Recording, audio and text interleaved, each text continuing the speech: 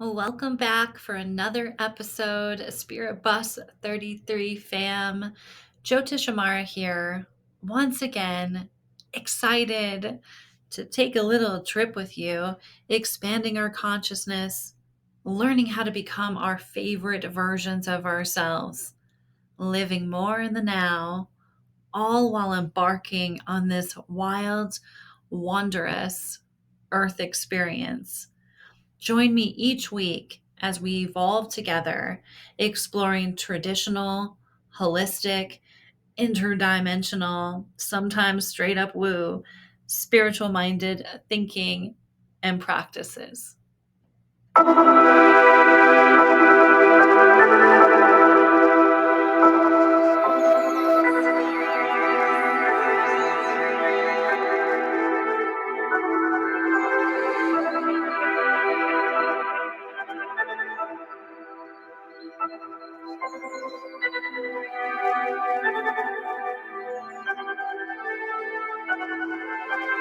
Your spiritual beings having a human experience.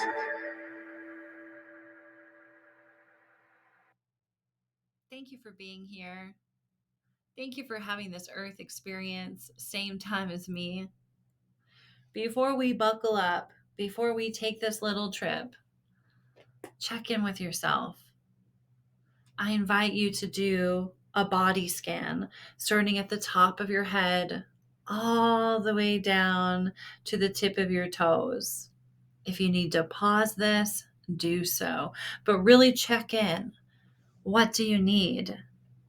Do you need to sit somewhere else? Do you need to change your outfit?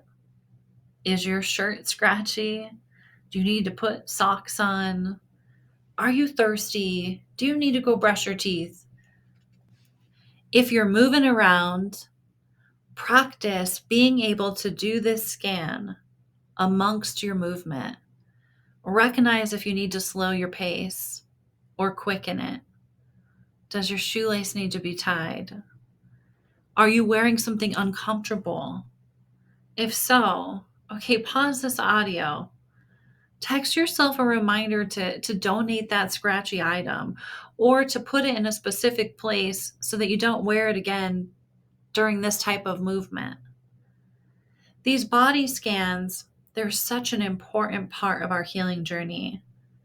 Often, in the beginning of increasing awareness, we can disconnect from the body, from our needs, from what signals we're getting. This body scan helps us start the dance of becoming. And that is where we will flow today. The dance that we are all doing to become our favorite versions of ourselves. The dance is unlike any other. It is a unique dance. Some others, they look like they know some of the moves, but they're unable to completely perform the same dance because they're not you. They are not having your specific experience. To learn the dance, it's helpful to study other dancers, for they have some cool twists and twirls. But the key to becoming is to take the knowledge and create a one-of-a-kind dance. Now, some dance instructors, they're going to tell you that they are the gatekeepers of all sacred dance moves, wanting you to dance with them, for them. Perhaps there's value in learning some techniques, but a vital reminder that you're a free dancer, a free soul. Perhaps a certain belief system helps you learn your dance. Lovely. You flow in and around with your divine teachings. Still, you'll need to create moves to walk aside or near some that dance different. The dance of becoming, how you move throughout this earth experience. So I ask you, are you aligned with your current dance? You might automatically say no, knowing that you're in training, knowing that there are pivotal places where you're not aligned with your choices. You may ponder the question and have awareness of certain moves that you're trying to fine tune. The truth is that our dance, our experience here, is always a work in progress if we're truly staying aware.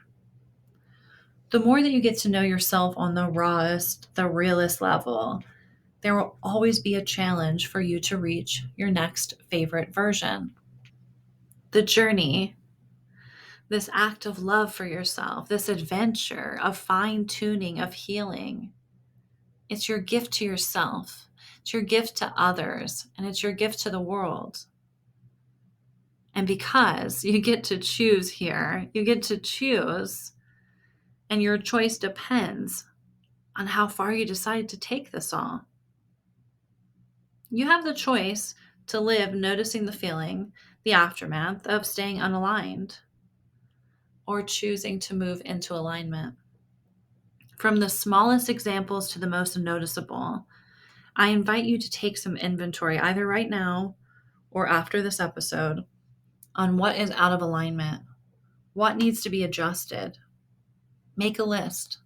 Put that list into order, making the first one the most important, or perhaps the most time sensitive one. Start there.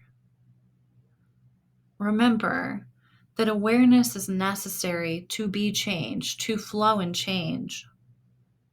This earth experience, it can present the illusion of, I can think about that later. And part of the healing journey is knowing when to shelve things, what to push away for the moment. But for the moment is key. Knowing what is healthy time management, healthy boundaries of ourself versus what is avoidance. The mention of the illusion that there is time is not meant to step us into fear, but to recognize that a person can stay out of alignment in an area of their life for extended periods of time. Now, perhaps the amount of time was what they needed, one can say. But once we start the dance of becoming, once we gather the information needed and move into action, there's often a knowing that it was something else that held us back. Fear, trauma, our environment, or a story we told ourselves that needed a reframe. Likely, many areas you want to change has a story attached that prevents you from taking action. One I hear often is, oh, I'm too tired, fatigued. First, validate that that's how you're feeling right now. Second, of course, check in on any medical conditions. Understand, know your limitations if there are any. Give yourself a hug, give yourself some validation, some love, and then ask this important question. Are there times that you're not tired, that you're not fatigued, that you continue to tell yourself the tired, fatigued story? Likely, yes. Those are the moments to take action. In the 1950s, the term a ride or die became a common saying amongst biker culture. And then later, fast forward into the 1990s, the term spread into the hip hop culture, changing the meaning from I would rather die than not be able to ride my motorcycle to a saying that represented a full throttle loyalty to your peeps. The saying mentioned by one of my mentors in regards to the relationship with yourself, it sent me on the journey of creating a new thought process of the meaning. You are your one and only ride or die. Your avatar, your body, is your motorcycle, is the homie. So much of the healing journey is embarking on changing thoughts, leaning into unlearning, relearning, that many forget the body. The more we take care of our ride or die, the more we take care of our body, the healthier we get mentally and physically. I invite you to take notice on your own healing. Do you focus more on thinking on the interpretation of this experience versus your body? Balance is key, fam. Mind, body, belief system. Another analogy that was brought to my awareness from a vibey earth experiencer was an idea of looking at ourselves as a table. All four legs need to be sturdy and solid to hold yourself up. What do those legs represent for you? I had to ponder, since my jam is 3, mind, body, belief system. So I added in fam, representing connection to loved ones, either related or not. So now the balance is mind, body, belief system, and fam, MBBF, your ride or die. The important thing to remember is that if the 4 legs of the table are not evenly strong, the table will tilt or fall. So if you're a little tilted, take a look. Where do you need to focus? What dance moves do you need to practice? How sturdy is your table?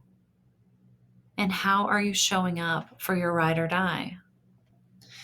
A 3-card drawing from the Osho deck. First card, stress. So when we're thinking about our healing journey and we're thinking about coming into balance, either using the dance analogy, the table analogy, whatever analogy works for you, there is an important factor, that to take into consideration, that is stress. And earlier in the episode, I did mention, is to, after you validate yourself for how you feel, is to check in on medical conditions. I would say that stress would be in that category. Is when you're trying to make changes, you want to check in on the amount of stress that you're experiencing, in your day to day. Stress can become, it can be so debilitating. We can have stress hormones skyrocketing, and that can be what is really impacting our ability to move into the action stage of healing. So when this stress card comes up, as we're really working within our circle of control of, some stress is just going to be present no matter what we do at this particular moment. So, for example, if you're feeling really stressed out about the macro part of the world, the bigger picture part of the world, is in this moment, unless you have action steps that you're doing. But for the most part, there really isn't much that you can do right in this moment. So it's really learning how to, at that point, then can I put this on a shelf? Can I learn how to, have schedule in worry time? What can I do to put down this backpack full of bricks, for me worrying about things that I have no control over in this moment? So then you can put that to the side. Then you think about maybe, other parts of stressors. A lot of financial stressors come up for people. So in the moment, let's say that you're wanting to incorporate, some type of body work, is to ask yourself, is there anything I can do about my finances right this moment? No. Then that is the practice, of putting it to the side, putting it in that container, putting down that backpack full of bricks, and being able to redirect yourself into some of these, mind, body, belief system, fam practices that help us actually decrease stress and increase energy. It helps us with decision making, less impulsivity. So stress is a really important factor, and I would say to really hone in on what can you do with the stress present, instead of it being, I can't do anything because I am so stressed. The next card is patience, which I think, again, very important. Also, just a side note, the stress card is number 7. The patience card is number 7. So we got 2 sevens there for those that follow numbers, that follow the patterns. So this patient card, I mean, it can't get much better than this reminder here. This, of course, the deck gives us what we need, right? Is to be patient through this whole process. This healing journey, it's really hard if we continue to add shame into, why am I not the next version of myself? Like, why I want to be this favorite version of myself, but I'm not there yet. And then sitting in this shame cycle, which then, we have a harder time like recognizing, how to deal with stress in that state of being. It's a whole loop that then we get stuck in. So being patient, recognizing that each phase of yourself, each version of yourself often is needed to get to the next one. There's often a lot of really valuable lessons, even amongst some of our darkest, most difficult chapters. And you may not be able to see that in the moment, but later, fast forward, X amount of years or however long, you can look back even throughout those traumatic, type of experiences, and you can see resilience being built, different things that can come out of it because we're training our mind to not focus on only the negative. Of course, validate all of the horrible things, but to reframe, focus on, but there are these positive things. So have patience with yourself. The last card, postponement, number 4 on the card. So it's really honing in that earlier part of time is an illusion. And I know this from my own healing journey. There's some things that I've been working on for quite some time.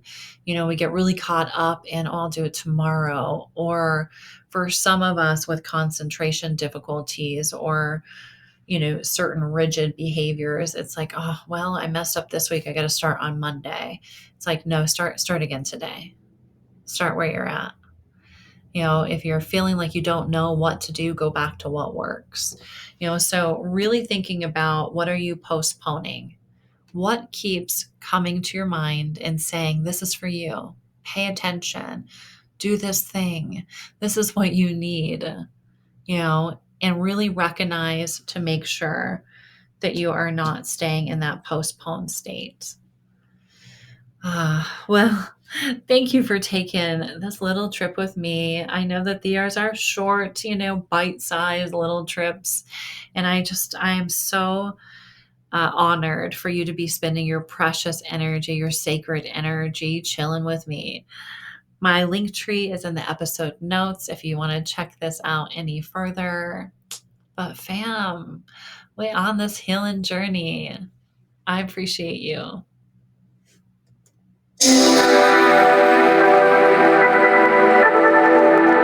Thank you for tuning in.